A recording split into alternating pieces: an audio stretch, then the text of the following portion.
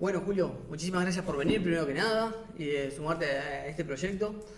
Y Bueno, bueno, estoy muy contento de que estés acá, ya que fuiste uno de los, por lo menos como yo considero, como uno de los pioneros de la investigación en astronomía dentro de Uruguay, me parece, ¿no?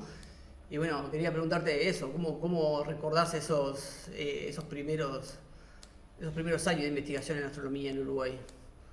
bueno, por empezar, buenas tardes y gracias por la invitación. Eh, sí, no, creo que queda un poco grande decir que fui el pionero. Hubo algunos antecedentes ilustres de gente que se dedicó a la astronomía. Eh, y ya desde comienzo del siglo XX estuvo, por ejemplo, Enrique Legrand, que está recordado por una calle que tiene en la calle Malvin, que fue una persona de vastos conocimientos enciclopédicos, autodidacta en gran medida, pero que uno de sus entusiasmos fue la astronomía y propuso la construcción de un observatorio nacional. Bueno, luego para saltando a otras personas que estuvieron antes y fueron trazando un camino, está el doctor Félix Chernusky, Me que acuerdo que diste una charla en la SUF hace unos años atrás, ¿no? Sí, exactamente, sí. sí. Eh, Félix Chernusky fue el que inició realmente la astronomía y en parte la física a nivel universitario y de Como más investigación profesional ya. como más profesional en la Universidad de la República. Y él formó un grupo que luego se constituyó en el Departamento de Astronomía y luego pasó a ser la astronomía del Departamento de Astronomía y Física.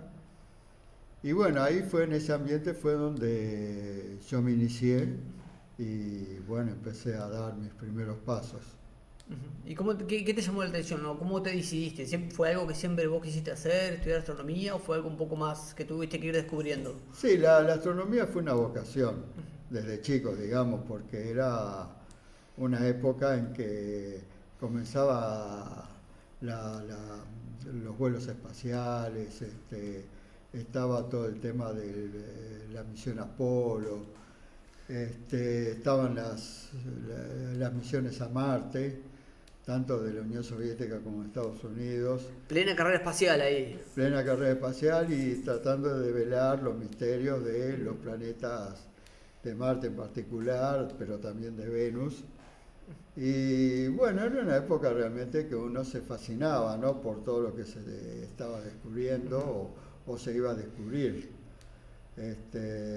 Así que yo desde esa época me entusiasmé por la astronomía. Había un buen ambiente, o sea, por ejemplo, la Asociación de Aficionados de Astronomía estaba rebosante. Ya existía en ese momento. Sí, ya existía de la década del 50. Y tenía muchos miembros, o sea que creo que había un entusiasmo que, no sé, ahora no lo veo, digamos. Y bueno, entonces no tenía muy claro cómo llegar a la astronomía, pero lo que hice fue anotarme en Facultad de Ingeniería y ahí a través de un compañero de clase, Félix Martí, que muchos acá todavía lo recuerdan, que ahora está en Estados Unidos, él me dijo que había una licenciatura de astronomía en la Facultad de Humanidades y Ciencias. Aparte, mira, te hago un paréntesis ahí. Una anécdota interesante que tengo. Compré una vuelta en la feria unos libros que tienen un sello que dice Félix Martí. Así que capaz que eran de él. Puede ser porque él tenía tengo, una buena biblioteca, tengo sí, un libro de física nuclear sí, y uno de física moderna. sí, sí, sí, puede ser, porque sí, él tenía una buena biblioteca. Así que se dio todo para que llegaras a la Facultad Se de dio, o Ciencias y de sea que Astronomía. de una manera así un poco azarosa, pero llegué. Y bueno, entonces me anoté, no, ese año ya estaban empezados los cursos, no me pude anotar, pero el año siguiente me anoté Recuerdo que ese año hice un curso para ver cómo era.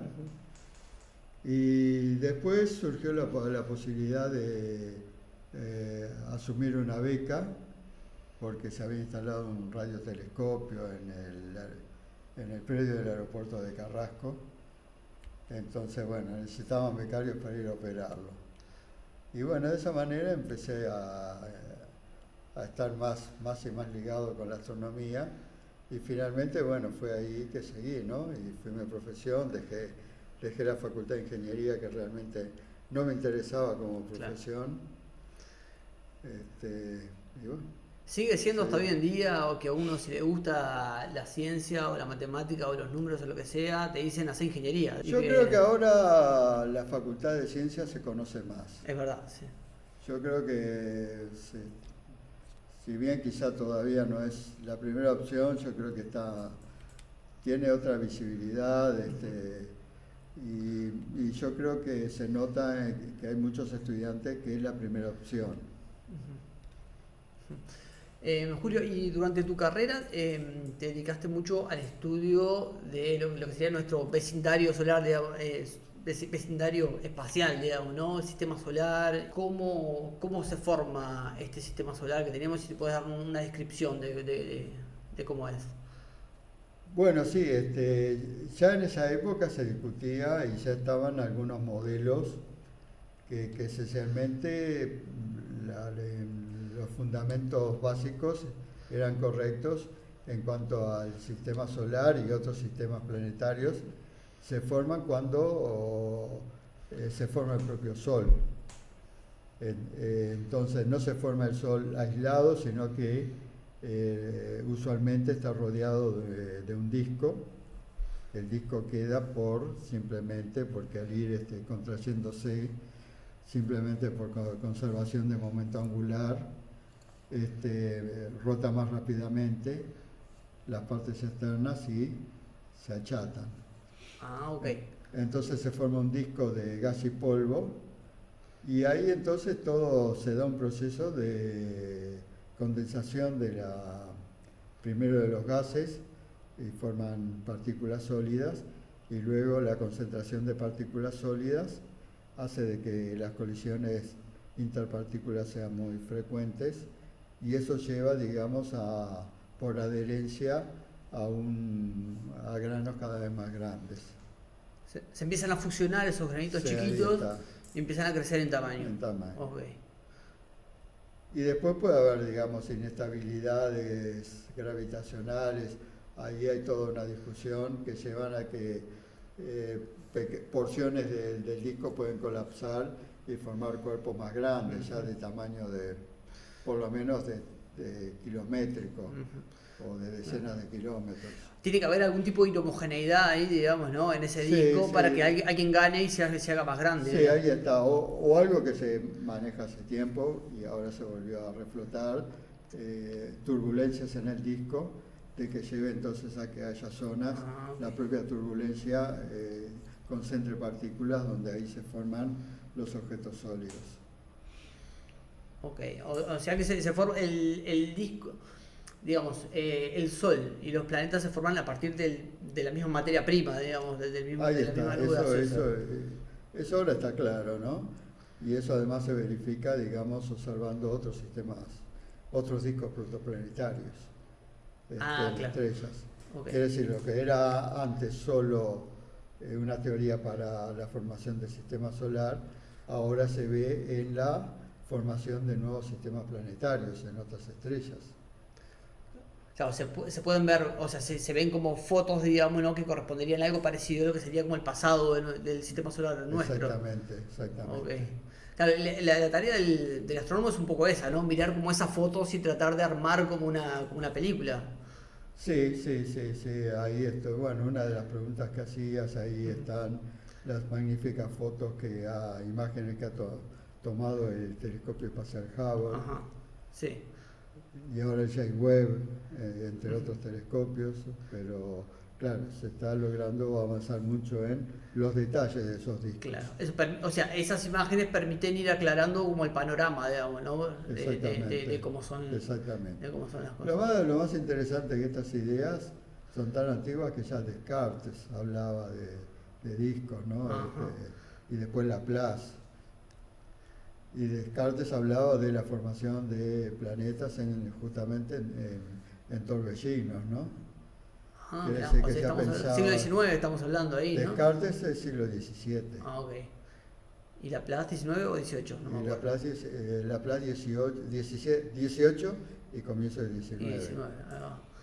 O sea que ellos solamente pensando en cómo Sí, sería y viendo las claro, sí, en leyes de Newton, me general imagino. Laplace, que después lo desarrolló, el modelo del disco, se suele hablar, todavía se suele hablar del modelo de Laplace. No deja de sorprenderme cómo esa gente hizo tantos aportes a tantas áreas diferentes, ¿no? Sí, sí, Es una era realmente enciclopédico, ¿no? Sí, sí, sí, sí, la verdad que es eso. Uno se pone a mirar cualquier cosa y hay nombres que aparecen y siguen apareciendo y ves si esta Sí, persona, o en sea, física, cómo en matemáticas, cómo en es posible? astronomía, ¿no? Sí, es verdad, es verdad. Bueno, y o sea, se van formando los planetas y hoy en día, ¿cómo describirías? O sea, ¿cuáles son los componentes importantes de nuestro sistema solar? Bueno, nosotros hay una jerarquía, ¿no? O sea, se fue el Sol como la estrella central y después están los planetas, vamos a decir, los planetas grandes o planetas a secas, que nosotros tenemos de dos tipos, los tipo Tierra o terrestres y los jovianos o gaseosos, gigantes, como quieras. Y en total son 8, ¿no? En realidad podemos hacer una división más que Júpiter y Saturno, que son los grandes, realmente los gigantes, son gaseosos, esencialmente gaseosos, con una composición bastante parecida a la del Sol. Y Urano y Neptuno son semigaseosos, ¿no? Son algo intermedio entre los planetas gigantes y los terrestres. Tienen como un núcleo rocoso, llamémosle. Sí, y después la otra parte sólida es fundamentalmente, esencialmente hielo. Okay. Porque claro, el agua condensa y el agua es muy abundante, entonces forma una parte importante de la masa del planeta.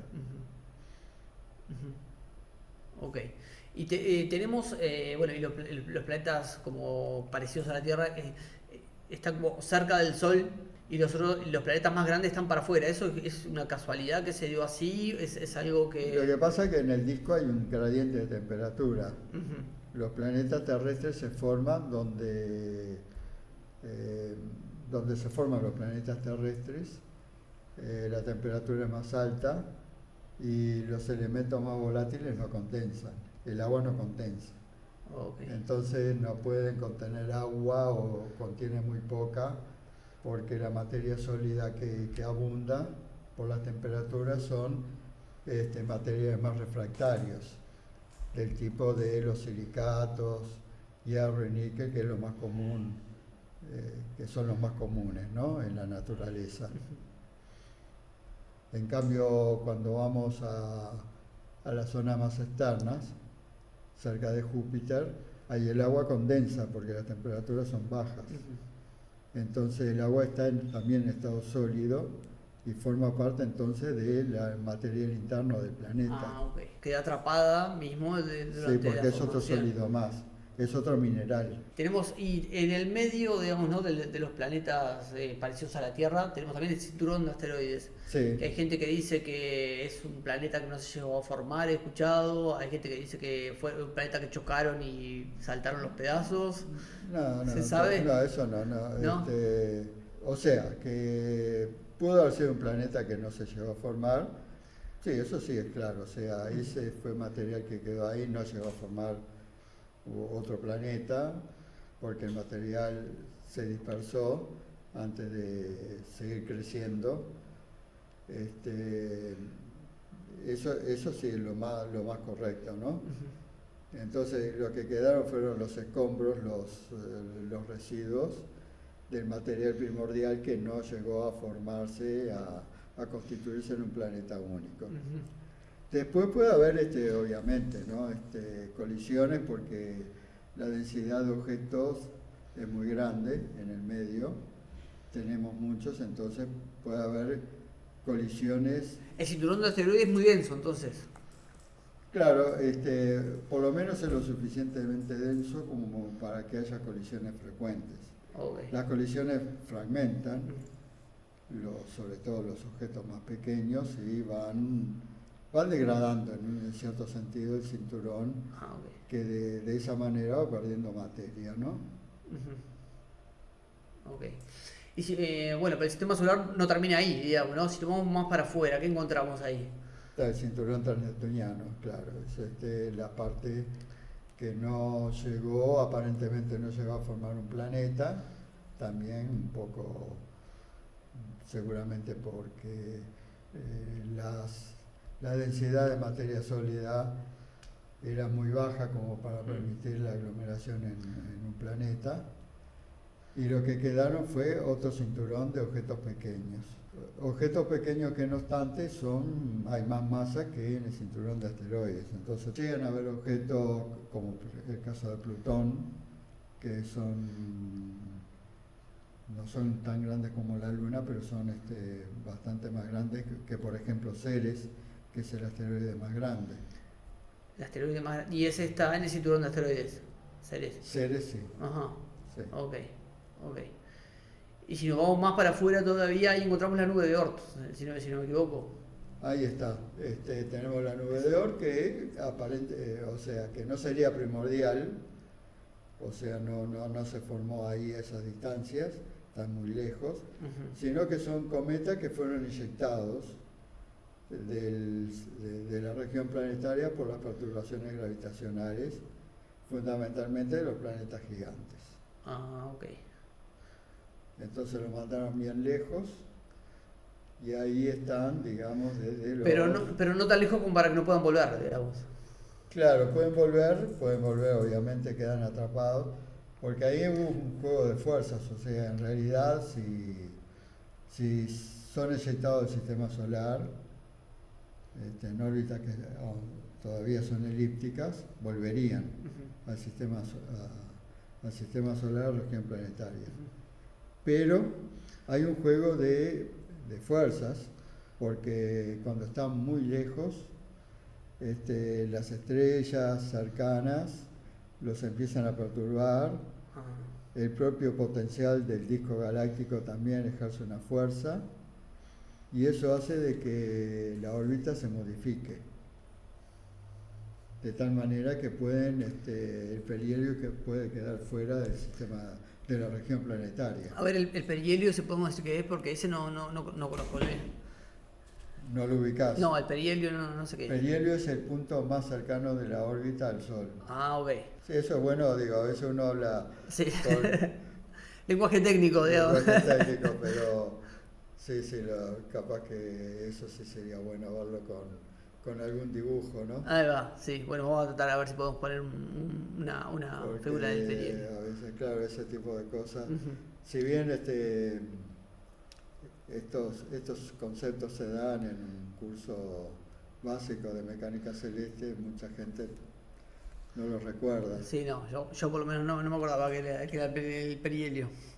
Y bueno, entonces tenemos los planetas interiores, que son más rocosos, los planetas exteriores más gaseosos, llamémosle, cinturón de asteroides, y lo que, ¿cómo le llamaste? El cinturón transneptuniano o el de Kuiper, que se dice. Sí, ¿no? sí. Y todos esos viven, son coplanares, todos esos, si no me equivoco.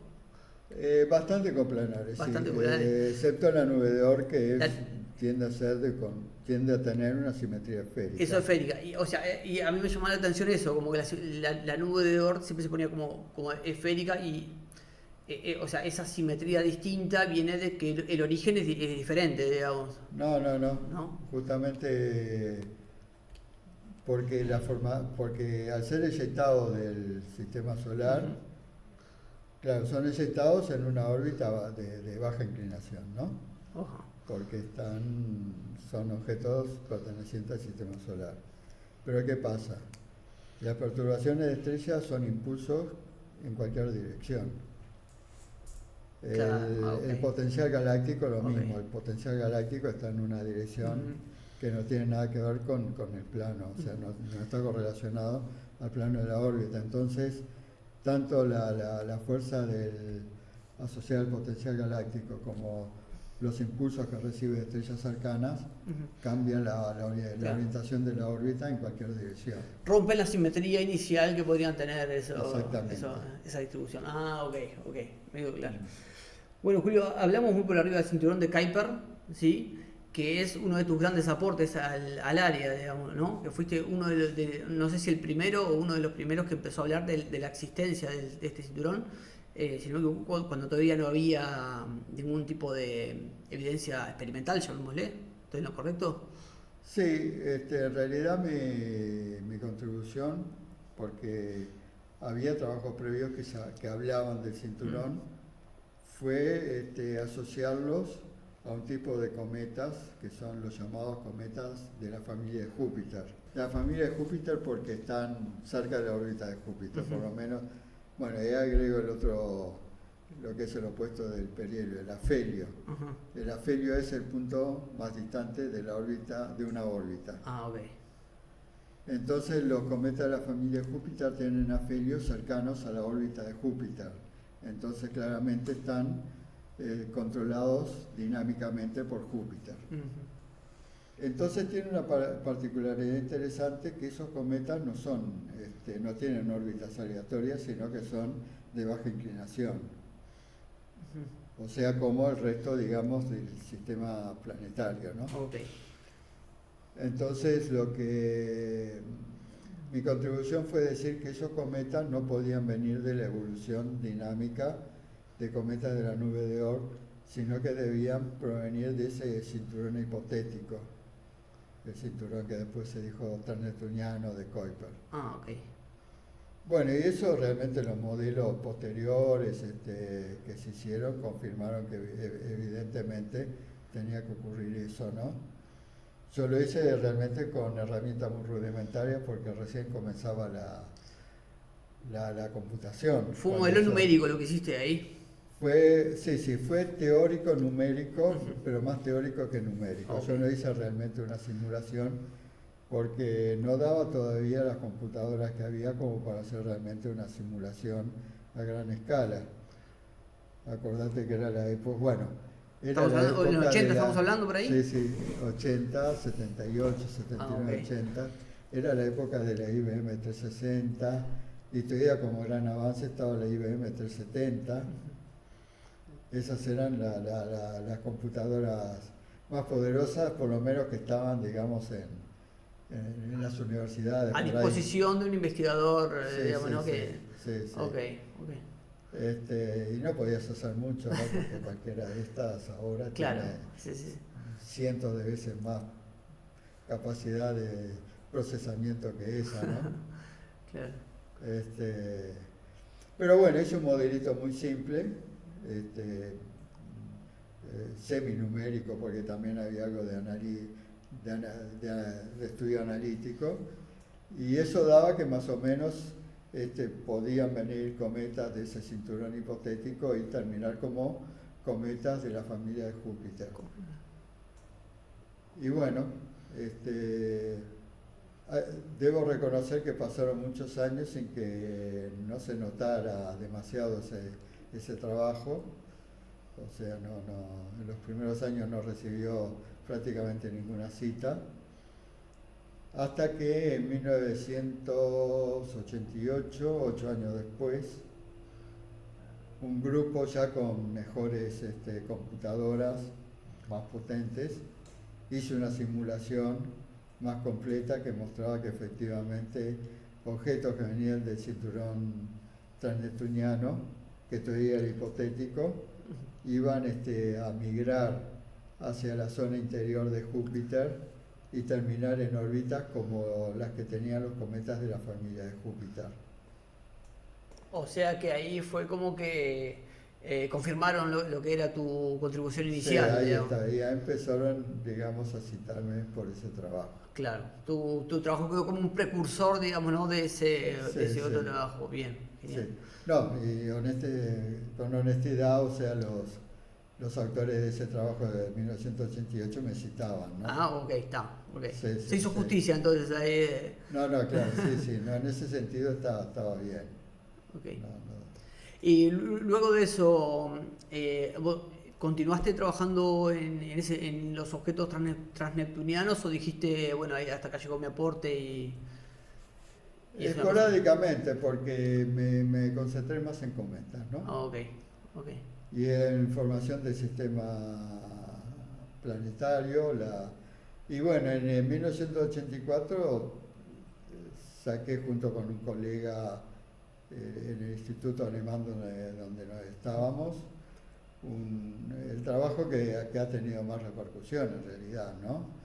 Que tiene que ver con que los planetas cuando se forman no mantienen las distancias al Sol, sino que sobre todo los planetas grandes van migrando, ¿no?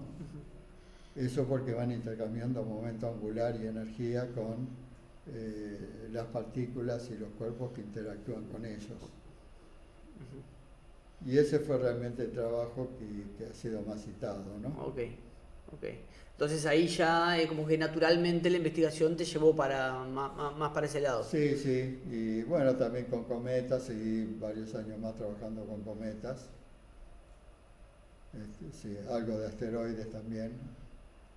Y objetos transneptunianos esporádicamente no sé Esporádicamente. alguna cosa, ¿no? Ok. Pero después, claro, los objetos transneptunianos, claro, el gran espaldarazo fue cuando en 1992 se descubrió el primero. Ah, Después de claro. Plutón, vamos a decir, porque Plutón sería el primero y su Ah, satélite Caronte el segundo. Pero en 1992 se descubrió otro y casi a los pocos meses el cuarto y así después, como pasa muchas veces, ujú. que uno hace un descubrimiento, pues se hace otro descubrimiento en cadena, ¿no? Claro, porque ya la gente está buscando, Está digamos, buscando, ¿no? Una sabe vez que cómo aparece, buscar. está ahí hay Claro. algo, ¿no? Claro, entonces lo que había sido hasta ese momento algo hipotético se confirmó, ¿no? O sea, el ¿Cómo cinturón fue eso? Porque newtoniano. debe ser algo raro, ¿no? Que uno, digo, piensa, debería existir y cuando realmente te dio como una satisfacción, ¿cómo describirías eso? Y sí, sí, sí, sí, realmente, ¿no? Son de esas cosas que, claro, no siempre pasa, ¿no? De que uno en vida ve que lo que Eso te iba a decir, claro. uno planteó como discutiendo sobre algo que todavía era hipotético, después se confirma su existencia, ¿no? Claro. Sí, Eh, Debe ser muy loco eso, sí, imagino. sí, sí, sí, sí, yo me acuerdo, sí. Estaba en un congreso y aparecía ahí el rumor, uno trajo el rumor de que habían dos objetos que se habían descubierto más allá de Neptuno. Y eso fue toda Claro, ahí una ya no podía ser revelación. casualidad, ¿no? Porque Sí, ahí sí, ya sí, estabas sí, hablando sí. de varios objetos, cuatro, digamos, ¿no? Sí, sí, Eso claro. ya no. Claro, sí, ya no había duda, ¿no? Qué bueno. Qué bueno. Julio,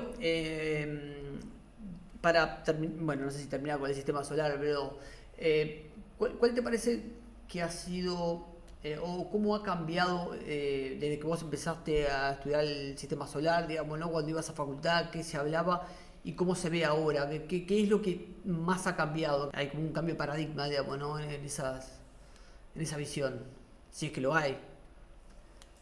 Sí, yo creo ha cambiado sobre todo en la vastedad de información de nuevos objetos que se han descubierto, ¿no? Creo que ha sido una época, gracias a los nuevos telescopios y bueno, todos los satélites artificiales dedicados a explorar el cosmos, que ha habido digamos, una cantidad de descubrimientos extraordinarios. Eso hay que procesarlo, pero uno puede ya hablar de cambios, por ejemplo, en nuestra visión del universo, de lo que puede ser, digamos, la formación de las galaxias, Lo que es más el área mía, que es el sistema solar o sistema planetario, todo lo que ha sido el descubrimiento de otros discos protoplanetarios y exoplanetas, ¿no?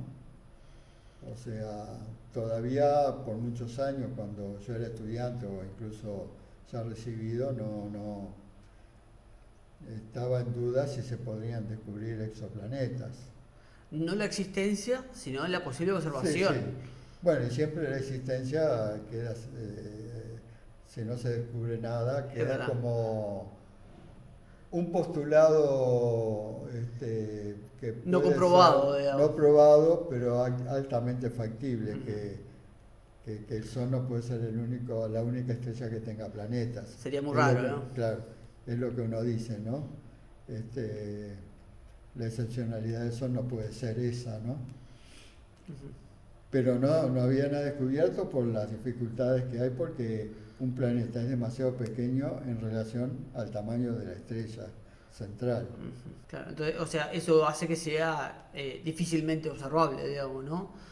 Claro, claro, difícilmente observable porque se conocían qué métodos se podían utilizar para descubrir exoplanetas, pero el grado de precisión instrumental que exigían todos los métodos está más allá de las posibilidades de los instrumentos que existían en la época. Claro. Recién en 1995, dos investigadores suizos utilizaron un espectroscopio de altísima resolución. Una estrella, si tiene algún planeta girando, entonces en realidad el sistema, visto del observador, es como si estuvieran ambos cuerpos girando en torno al centro de gravedad común. Entonces uno en la estrella, que es la que realmente ve, el planeta no lo ve, pero en la estrella ve un movimiento de traslación en torno al centro de gravedad. Y eso se tiene que traducir en un efecto Doppler, que va a ser periódico, ¿no? Ah, ok. Lo que pasa es que es muy pequeño, son velocidades muy bajas, pero claro, los tipos estos, los suizos, hicieron un tremendo espectroscopio De ahí la alta resolución de necesaria. altísima resolución que podía medir, creo que podía llegar a 50 metros por segundo, que son bajísimas, así por Doppler, ¿no? O sea, un corrimiento Doppler de ese orden De ese podía, orden, podía sí. Y llegar. eso llegaron y pudieron medir y hallar. Bueno, el que descubrió, los que descubrieron el exoplaneta recibieron hace poco el premio Nobel, ¿no? De física. Ah, mira, no, no sabía eso, no sabía. Sí, sí. ¿Estamos hablando de qué año estamos hablando de eso? 1995. 95 descubrimiento y el premio Nobel. Y debe haber sido, no me acuerdo bien, pero un poco, pero 4 o 5 años atrás. Ah, ok.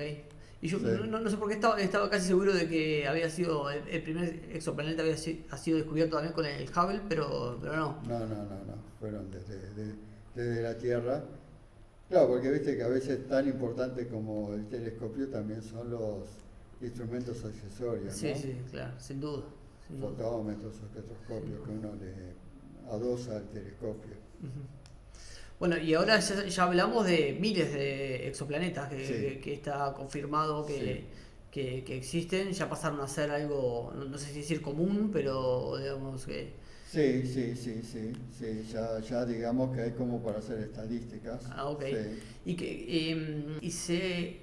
Sabemos, o sea, dado una estrella, se puede llegar a ver el sistema planetario alrededor de la estrella o solamente planetas grandes se pueden ver. Sí, Como... para verlo por imagen directa, todavía en muy pocos casos se puede, hay algunos casos que sí, porque como la relación de brillos entre planeta y estrella es tan desfavorable al planeta, primero uno para mejorar la relación de brillo tiene que ir al infrarrojo, donde mejora, digamos, la relación para el planeta, porque el planeta tiende a emitir más radiación en el infrarrojo, la estrella más en el visible, ¿no?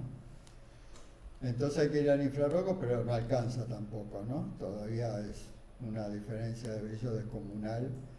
Entonces hay que ir a métodos de bloquear la luz de la estrella central. Ahí sí, como producir un eclipse artificial. Ahí va, claro, claro. Sí. Claro. Entonces ahí sí se puede ver el planeta, y algunos casos se han visto, ¿no? Pocos. Generalmente para estrellas pequeñas, frías, estrellas mucho más pequeñas que el Sol. Okay. ¿Y qué se ha aprendido de esos planetas, exoplanetas que se han encontrado? O sea, ¿hay similitudes, mucha diferencia con el sistema solar? Hay muchas diferencias, sí. Todavía no podemos decir bien, pero muchos planetas tienden a ser grandes, gaseosos, como Júpiter o más grandes. Y hay algunos que se han descubierto, como la Tierra, que se están empezando a estudiar. Todavía no se conoce demasiado sus propiedades. Yo creo que todavía nos faltan algunos años para poder saber un poco más cómo son, sobre todo las atmósferas que bueno, todavía estamos un poco lejos para poder estudiar la composición química. Claro. Eso es importante por una cuestión de búsqueda de vida, imagino. O sea, sí, búsqueda de vida sería uno de los objetivos, porque obviamente si uno detecta que tiene mucho oxígeno, el oxígeno solo puede producirse, o es muy difícil que que se produzca si no hay vida, ¿no? Porque está fuera de equilibrio, ¿no? claro. El oxígeno no es un elemento que puede existir libre en la naturaleza. Enseguida se combina, ¿no? Porque es altamente reactivo. Reactivo, sí.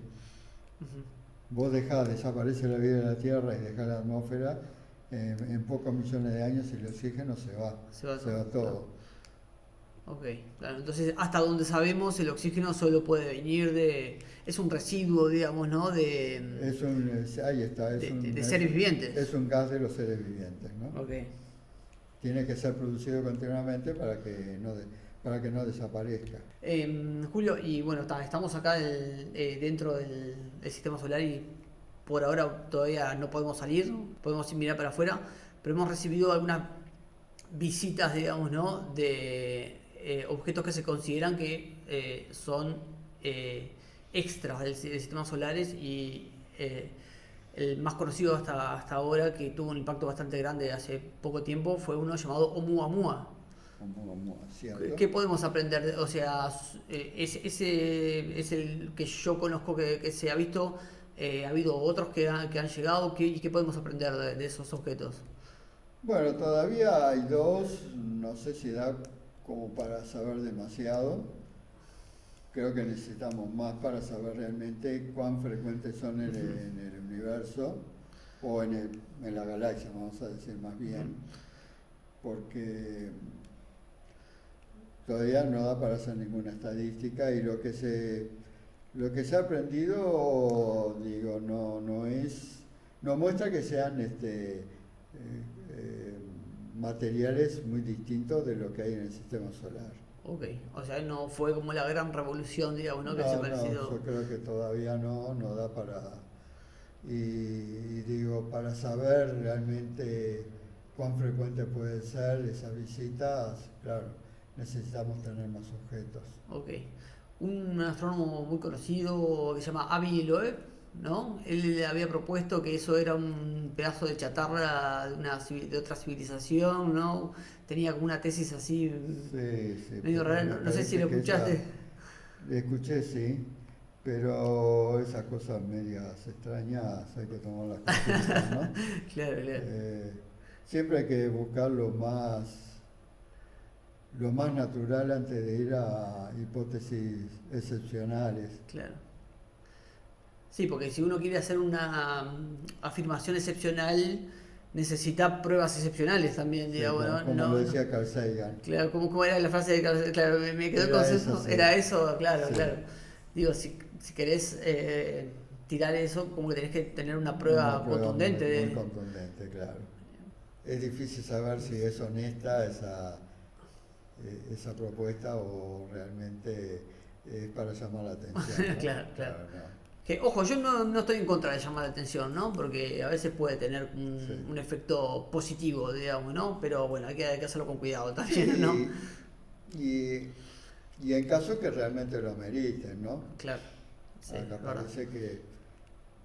parece que estaba totalmente fuera de lugar, ¿no? Sí. Fue bastante criticado, ¿no? Sí, sí, sí, Por eso el investigador. Y yo sí, creo que con buena, eh, con buen tino, digamos, ¿no? con De la buenas comunidad razones, sí, científica, porque sí, sí, sí, se le fue un poco la moto capaz ahí. sí, me parece que sí. Julio, algo que me tiene preocupado directamente en cuanto a la estabilidad del sistema solar. ¿Qué sabemos de la estabilidad del sistema solar? O sea, ¿es un sistema estable Bueno, completamente? hay gente, hay un grupo francés que se ha dedicado a estudiar la estabilidad y yo creo que es dinámicamente estable por miles de millones de años, seguro. Obviamente la estabilidad por un tiempo infinito Claro. no se puede, No se puede asegurar, no digamos, se ¿no? puede asegurar porque es un problema en el cuerpo y como todos sabemos no tiene una solución exacta, ¿no? Sino que son soluciones numéricas o aproximaciones que uno hace de todas las perturbaciones que están actuando sobre el sistema, ¿no? Pero por millones, miles de millones de años da que es estable, así que el Sol seguramente va a terminar el sistema solar va a terminar de otra manera cuando la evolución del Sol lo lleva a ser una gigante roja y se trague todos los planetas terrestres. Ok, ok. O sea que no tenemos que preocuparnos por ser eyectados del sistema solar y No, no, que no. tenemos problemas más grandes, digamos, ¿no? Sí, sí, sí. No, primero creo que la extinción va a ser por la conversión del Sol en una estrella gigante Claro, roja. sí. Y eso es inevitable que va Eso a es inevitable pasar. porque es la evolución astrofísica del Sol. Claro, la evolución natural Sí. de la estrella. Perfecto, bueno, hoy voy a dormir un poco más tranquilo. Sí. Una cosa menos de que No, preocuparme. digamos, lo que puede ser un riesgo mayor, hablando de riesgo, sería la colisión de un objeto grande con la Tierra, ¿no? Ok. Eso sí. Ujú. Pero igual la probabilidad es muy baja, ¿no? Sí, no parece ser un evento muy frecuente No, ese. no.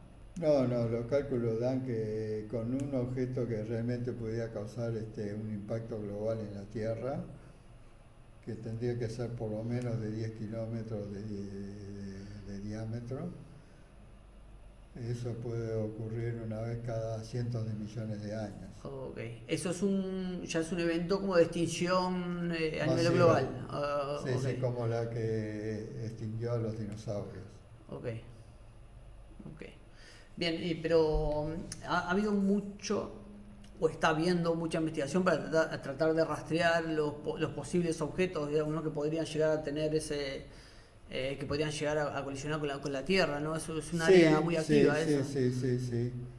Sí, está, bueno, mi colega Gonzalo Tancredi Ujú. está trabajando en eso. Se llama Defensa Planetaria, el proyecto de defensa planetaria.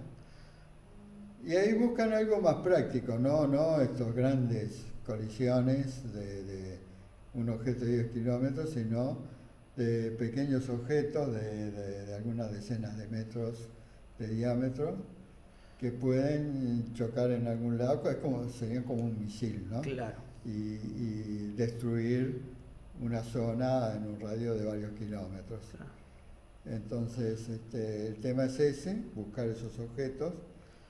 Claro, como son mucho más pequeños, son mucho más numerosos, entonces Y podemos, más difícil de detectar, imagino también, ¿no? más difícil de detectar, hay que hacer observaciones del cielo o tratar de descubrir todo lo que anda cerca de la Tierra. Y bueno, ahí hay varios proyectos, ¿no? de observación sistemática para tratar de descubrirlos. Bien, bueno, hay que tener cuidado, pero no, o sea, es bueno de que ya se haya entendido, digamos, ¿no? Que no es necesario que no solamente un evento como de catástrofe global es una cosa que es atendible, digamos, ¿no? Y que Claro, hay que prestarle atención también a otros eventos, capaz que más pequeños, pero pueden ser igual destructivos y... claro, sí, sí, porque los grandes eventos son muy poco frecuentes, no tendría sentido hacer una defensa planetaria para un asteroide o un cometa de gran tamaño, por la baja probabilidad, pero esos objetos de decenas de metros de diámetro, sí, podés tener uno cada algunos centenares de años, entonces, sí. Eventualmente va a pasar eso. Eventualmente va a pasar, no en un futuro demasiado distante. Claro, claro. Ok. Bien, Julio, ya apareció el planeta Plutón, digamos, ¿no? Ya estuvimos hablando un poquito, y esta fue uno de tus grandes aportes también dentro de la astronomía, que fue, lo dejamos afuera de la categoría de planeta, que cuando yo iba a la escuela del liceo se ponía en el dibujito, y me acuerdo clarito que estaba la órbita de Plutón como desalineada respecto a la demás, y a mí siempre me llamaba la atención, y yo decía, ¿por qué quedó así torcida? Y bueno, eso se vio, bueno, no sé, se vio, digamos, ¿no? Pero lo que dijiste, ¿no? Con el descubrimiento de otros objetos que están más allá de la órbita de Neptuno, que fue lo que se llaman los objetos transneptunianos, que se hizo toda una reclasificación de los objetos, y dentro de esa reclasificación Plutón pasó de ser un planeta a ser uno de esos objetos transneptunianos, ¿no? Exactamente, ¿no? Y vos tuviste un papel muy importante en eso, a ver si podés... Sí, sí, puedo contarte, hacerte un resumen. Dale, Yo tengo dale. acá un librito que no sé si vos lo tenés, Plutón mis y... memorias, Plutón y otras anécdotas. Ese lo tengo. Ah, lo tenés. Ese lo tengo, Bueno. sí. Sí, sí, ese lo tengo. Está, porque ahí cuento todo.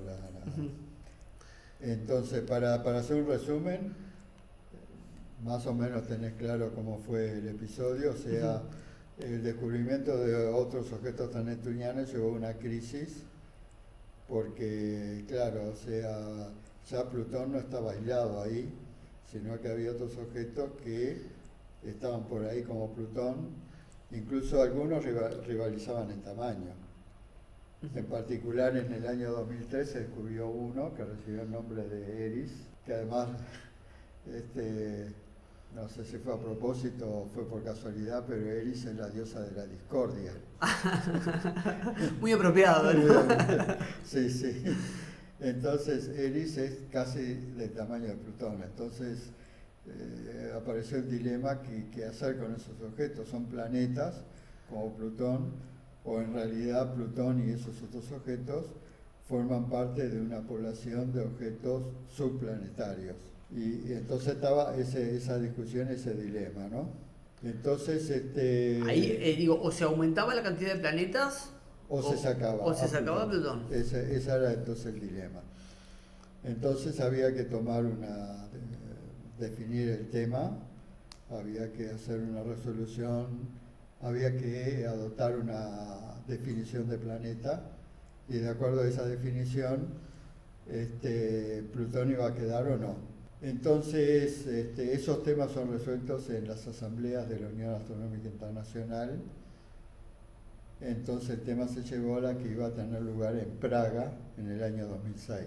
Entonces había formado un comité de expertos que proponía una definición de planeta laxa que dejaba a Plutón y todos los demás en la categoría de planeta.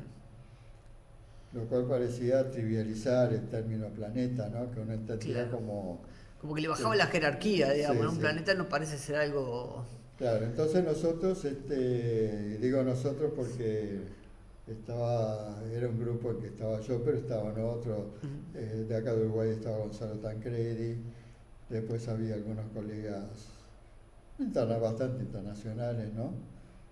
Éramos de repente una docena, que no estábamos para nada conformes, porque claro, nosotros habíamos trabajado en sistemas planetarios, formación, temas dinámicos, y no era nada convincente, ¿no? Esa definición laxa. Entonces ahí en esa asamblea en Praga, nosotros de apuro, porque nos enteramos ahí cuando llegamos que se iba a resolver el tema, trabajamos en una propuesta alternativa. Hacen una contrapropuesta, digamos. Hicimos una contrapropuesta donde ponemos un criterio que es el criterio de lo que nosotros llamamos el planeta queda aislado en su zona donde se mueve. Aislado. O sea, limpia todo de objetos rivales por la gravedad que tiene y queda en solitario. Si no queda en solitario porque es demasiado pequeño y hay otros que rivalizan en tamaño, entonces va a formar un anillo de objetos. Si creció y es suficientemente grande, por perturbaciones gravitacionales va a limpiar la zona de otros objetos rivales y va a quedar solo. Claro, ok. Entonces Plutón, al estar dentro del cinturón de Kuiper, según esa definición, no dejaba de entraba, ser ¿no? un planeta. Ok. Que era el criterio, digamos, en la jerga, para decirlo en pocas palabras, de limpiar la zona o de limpieza de la zona. No cumplía entonces ese criterio de limpieza de la zona. Entonces, de acuerdo a nuestro criterio, Plutón y todos los demás, ¿no?, transneptunianos, salían de la categoría de planeta. Claro, eso tenía también efectos políticos, no era solo científico, sino en el año 2005, o sea, un año antes, se había lanzado la misión, digamos, New Horizons a Plutón, que era por la NASA, que estaba anunciada como la misión al último planeta del sistema solar.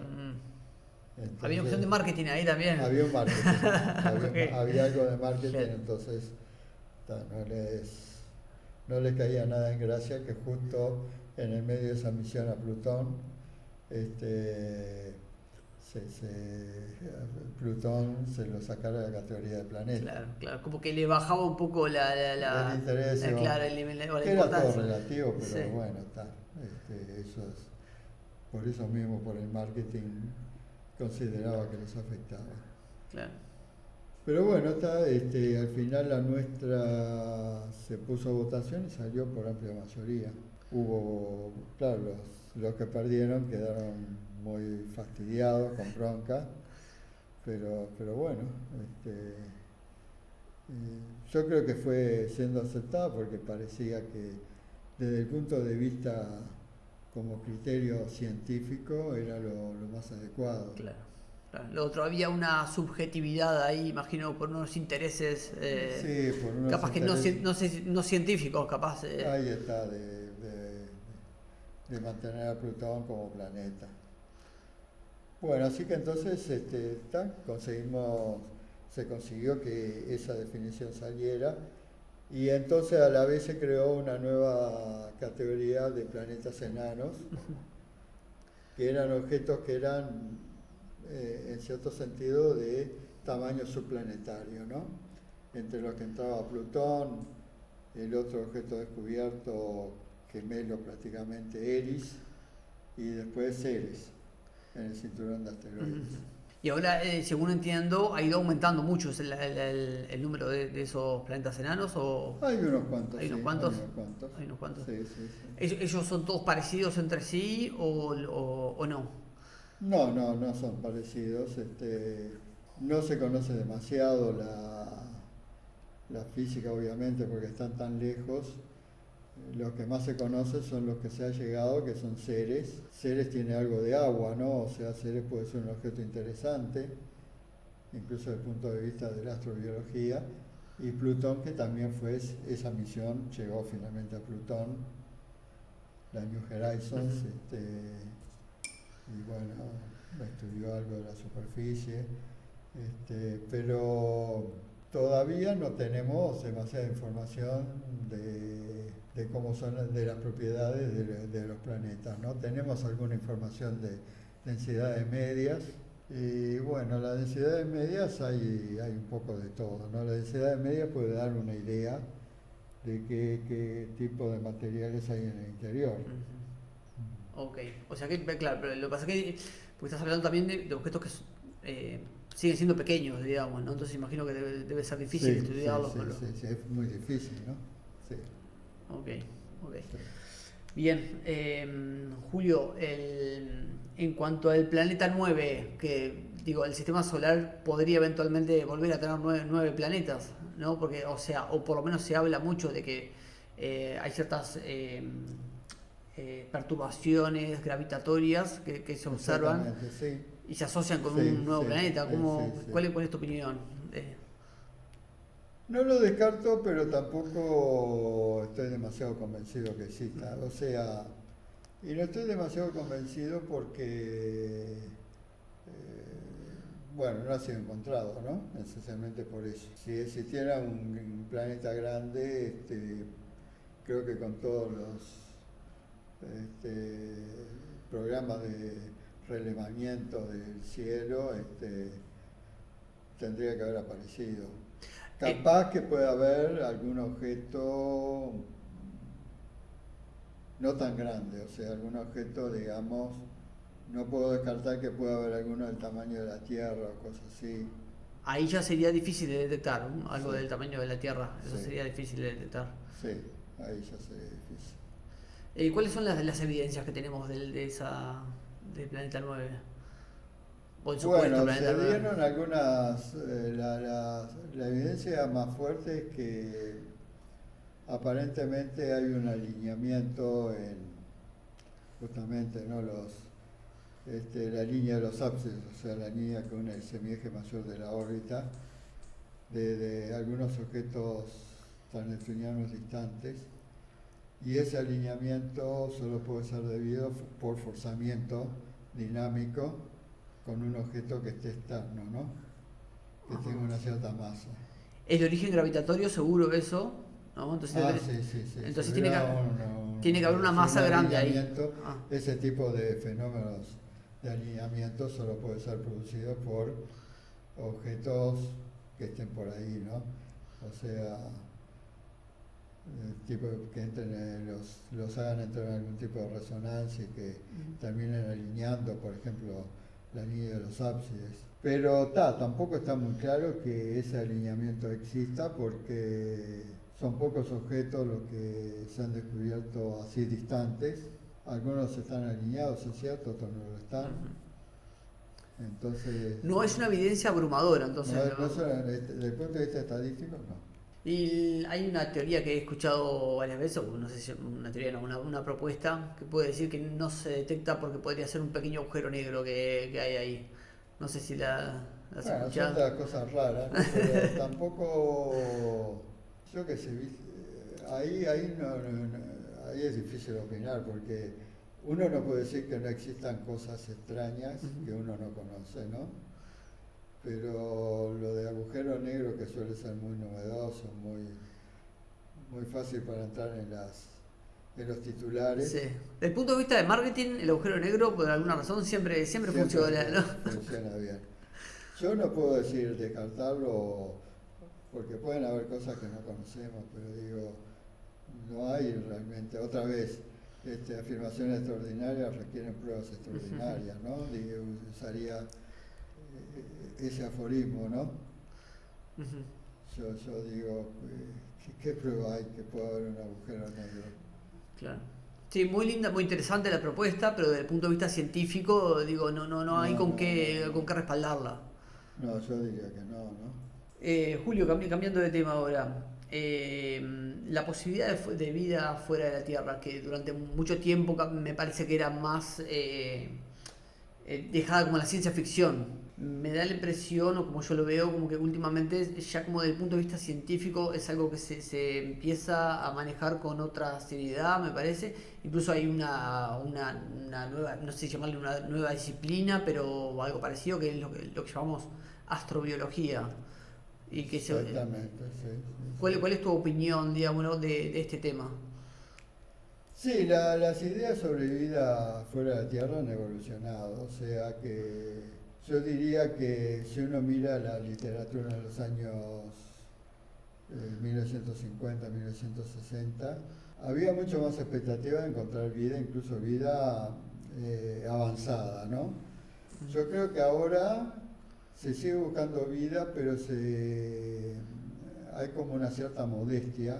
Con encontrar Ya no es, un microbio estamos ahí está, ya no se piensa en organismos multicelulares, como en la década incluso al principio de la década del 60, que todavía había trabajos que hablaban de que Marte podía tener vegetación. O sea, entonces ya no se habla de vida a ese nivel, sino ahí está. Yo creo que ahora más bien se buscan tipos microorganismos, ¿no? Y por lo menos en el sistema solar nadie, digamos, por lo menos con cierta seriedad, puede afirmar que se puede poder encontrar algo más evolucionado que un microorganismo. O sea que por un lado se sigue hablando, se sigue buscando vida, pero creo que ya no es esa vida como uno pensaba en los años 50. Claro, una 60, civilización, digamos, ¿no? Ahí se buscaba una civilización. Se hablaba de que Venus podía ser como una especie de tierra primitiva de la época de los dinosaurios o del carbonífero, con una vegetación abundante, ¿no? Ya eso no quedó descartado. Y lo mismo para Marte, ¿no? Sí, en el momento que se envía una sonda y se obtienen imágenes directas y se ve que hay ese grado de aridez, uno ve que no es posible, ¿no? Y a nivel más macro, digamos, ¿no? ¿Cuál es tu opinión de posible vida en el universo? Así que no lo restringimos al sistema solar. Bueno, sí, puede haber, o sea, el tema es cómo la podemos encontrar esa vida, no es fácil y capaz que no hay manera, o sea, es casi como hablar de si hay multiuniversos y dónde están los otros universos, ¿no? Claro. Si hay vida, quizá la vida no puede salir de su nicho, ¿no? ¿Cómo es? ¿No puede salir de su nicho? Claro, o sea, acá nosotros tenemos mucha tecnología, estamos en la Tierra, pero ¿hasta dónde podemos llegar a alcanzar físicamente, no? No tenemos demasiado, porque cuando uno ya piensa fuera del sistema solar habla de distancias enormes. Tendría que pensar en viajes interestelares que llevarían generaciones, ¿no?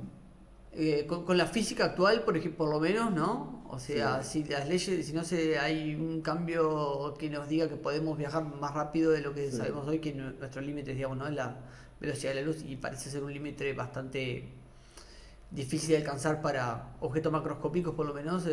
Y porque cada vez necesitas más energía para Sí, acelerarlo, claro, ¿no? claro. Se está sacando la velocidad de la luz Sí. y al final es una cantidad de energía infinita. Sí. O sea, quiere decir que tendría que viajar a velocidad por debajo de la velocidad de la luz en viajes de generaciones. Ahora digo, uno podía pensar que se podía llegar a ese punto, pero entonces yo me pregunto, y pensando que en otros lugares de la galaxia hubieran ya civilizaciones que maduraron y llegaron a una tecnología muy avanzada, ¿por qué ellos no llegaron acá, no? La Tierra tiene 4.600 millones de años. Tiempo tuvieron, digamos. Tiempo tuvieron para llegar acá, ¿no? Sí. Entonces el hecho del aislamiento que nos encontramos me ha hecho pensar de que como que no es fácil, aunque existan, no puedo decir si existen o no otros seres con tecnología avanzada, pero tal vez no pueden o no quieren o no tienen interés de emprender viajes interestelares de generaciones, ¿no? Sí, el interés es algo, me parece muy atendible, digamos, ¿no? Porque eso, ¿por qué la civilización? Me parece que es una característica humana, digamos, ¿no? Eso de querer salir, conquistar, no sé, el sistema solar, Claro. lo que sea. ¿Por qué otra civilización tendría los mismos intereses? Sí, pero digo, nosotros lo podemos tener ese interés de seguir expandiéndonos, pero cuando te dicen, bueno, mismo sin ir a otras estrellas, mismo cuando te dicen, vamos hasta Neptuno, un viaje a ver no sé qué cosa, porque son planetas helados, áridos, probablemente sin vida, en un viaje de 10 años. Entonces, algunos siempre habrá que le interesará Claro, estar sí. 10 años de ida, 10 de vuelta, Por ser 20 el años. primero, digamos, ¿no? Decir, Sí, yo fui el primero en ir a sí. Neptuno, seguramente Pero tiene un ¿quién se va interés. a pasar parte de su vida viajando, no? A mí, por lo menos, no me parece una muy buena forma de gastar tu tiempo de vida, de estar viajando. Sí, sí, Pero bueno, sí. está, capaz que yo tengo poco espíritu aventurero, ¿no? Sí, sí. Y no digo que el sistema solar, de todos modos, en algún momento se puede llegar a recorrer todo porque seguramente, ahí sí, yo creo que va a haber sistemas de propulsión más eficaces o, por ejemplo, sistemas de aceleración continua, digamos, Ujú, motores iónicos, no sé, o con fotones, ¿no? Que van a hacer de que se logren velocidades muy altas y se puedan reducir los tiempos, ¿no? ujú. Hasta eso creo que podemos llegar O tecnológicamente. sea, una humanidad esparcida por todo el sistema solar te parece algo alcanzable. Sí, pero no sé si realmente, o sea, son tan hostiles los ambientes de los planetas que eh, no sé si va a poder vivir mucha gente, ¿no? Se podrían tener bases científicas, pero no podemos hablar de una colonización Ujú, como fue, digamos, la expansión en la Tierra de los distintos claro, grupos claro, humanos, ¿no?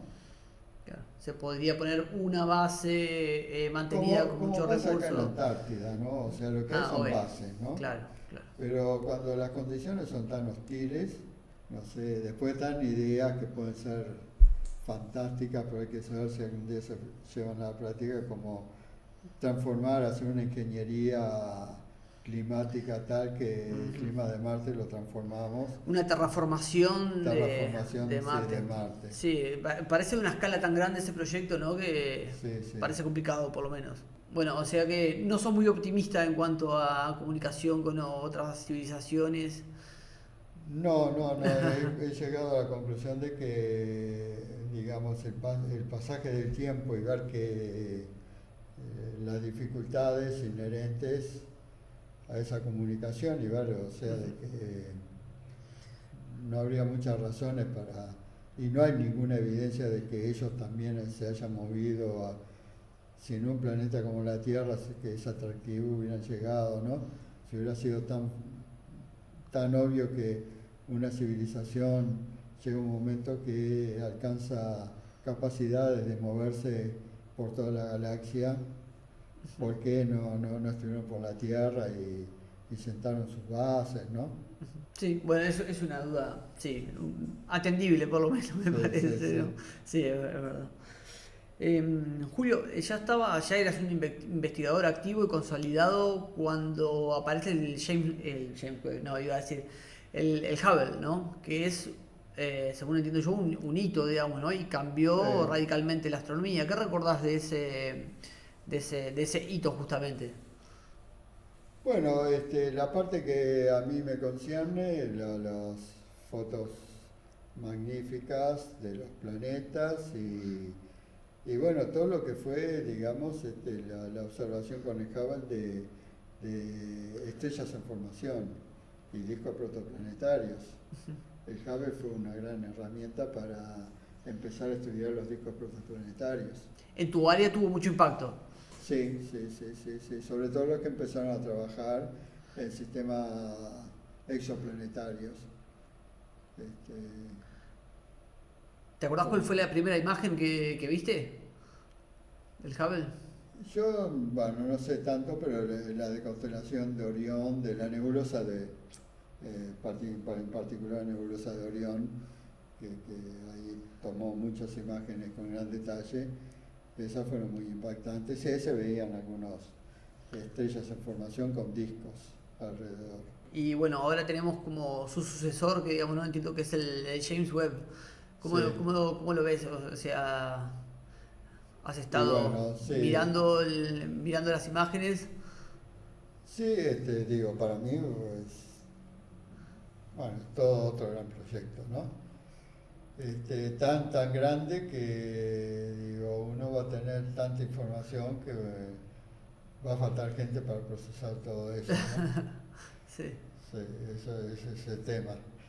A veces está viniendo más información de la que podemos procesar. De la que es humanamente posible de Sí, procesar. sí. Bueno, pero eso por lo menos le va a dar mucho trabajo a la gente que trabaje con imágenes, tanto de James Webb o, bueno, ahora en la facultad hay un par de astrónomos que están trabajando con datos de Gaia, que es otra misión importante de los europeos. Ah, esa no la conozco. ¿También es un telescopio espacial ese? Sí, sí, Ok. sí, que tomó datos muy precisos, en astrometría, o sea, posiciones, fotometría también, como para tener un relevamiento de toda la galaxia, las poblaciones de las distintas poblaciones de la galaxia. O sea, ese es un campo que se está trabajando hoy en día en la facultad.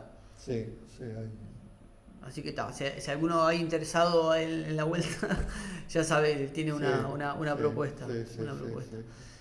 Y viendo estas imágenes tan espectaculares que son de James Webb, Julio, ¿te dan ganas como de saltar de nuevo al ruedo y decir, me pongo de nuevo a analizar o ya...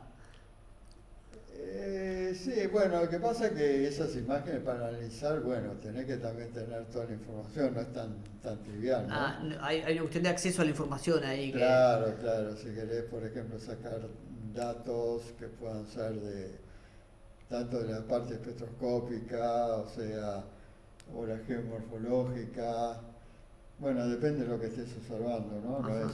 No es solo mirar la imagen. Claro, tenés que tener una colaboración ya con la Sí, gente de sí, sí, sí, allá, claro, ¿no?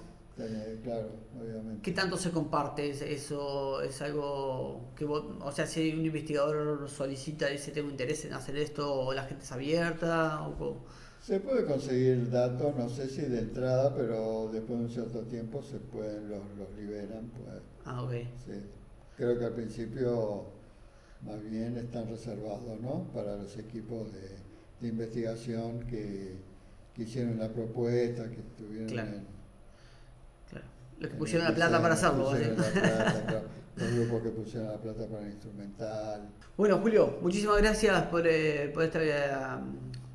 esta venida a este espacio y bueno, que quedaron un montón de temas afuera, pero ya vamos más de una hora, así Bueno, que sí, sí, queda, sí. queda hecha la invitación para cuando quieras volver. Bueno, perfecto. Y Genial. bueno, buena suerte entonces con